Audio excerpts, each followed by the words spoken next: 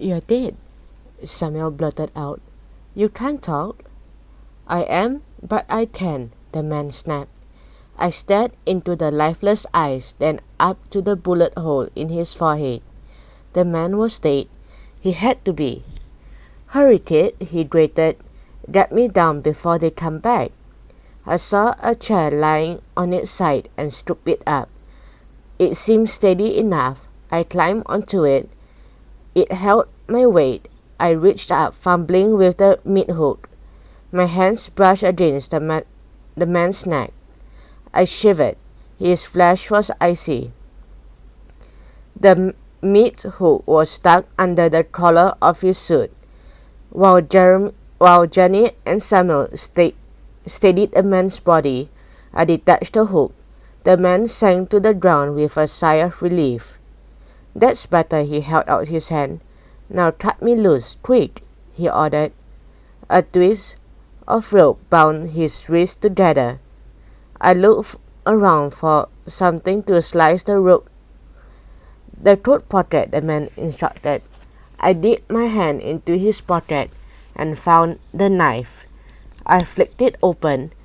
I'd never seen such a sharp-looking blade. It cut through the thick rope easily.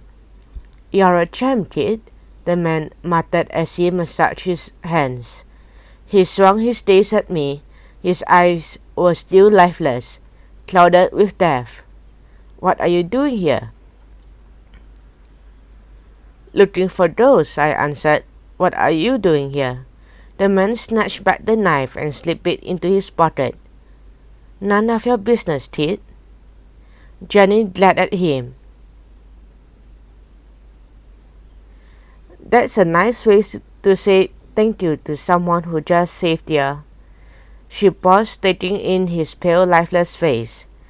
I mean, who just helped you. The man shrugged.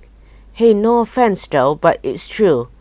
What you don't know can get you killed. What do you mean? Demanded Samuel. And who are you anyway? The name's Maxie, the man said. Maxie? Echoed Jenny.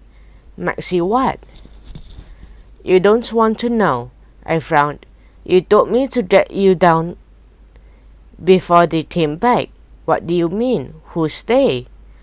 The trips what shot me and put me up on the hook, Maxie replied. They thought they got rid of me.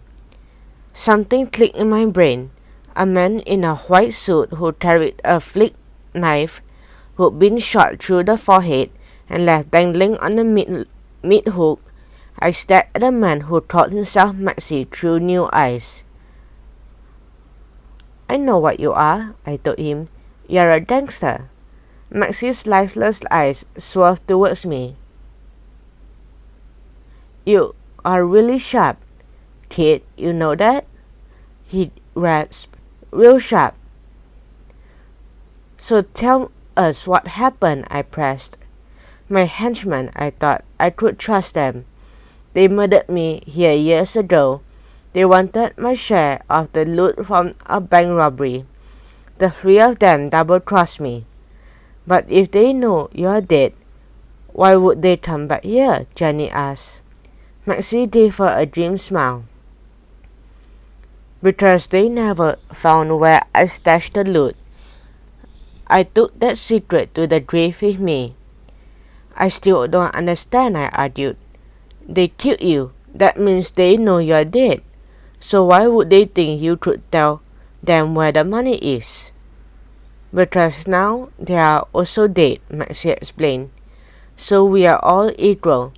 It's 3 girls against 1. I was growing angry. You're talking in riddles. If you're all dead, who cares where the money is? None of you can spend it. You don't get it, kid. It's a debt of honor, Maxie grated. They tried to steal it from me, but I hid it first before they could. They figure I owe them. I figure they owe me. That's crazy, said Samuel. Truly insane, added Jenny. It sounded dumb to me too, but I didn't say so. If Maxie was in fact a dead gangster, I didn't want to make him angry. And if there was going to be a fight over money between four gangsters, especially for those gangsters, I figured I didn't want any part of it. We are definitely in the wrong place. Well, I said politely, taking a step back. It was nice to meet you, Mr. Maxie, but I am afraid we have to go now. We've got tons of homework to do. The gangster's multi lifeless eyes washed over me. No, kid, you're staying. But we can't. If we don't go home now, our parents will call the police. Maxie said nothing. Instead, he reached inside his white suit, and pulled out a gun. You know too much, he snapped, aiming the gun at my head. You ain't going anywhere.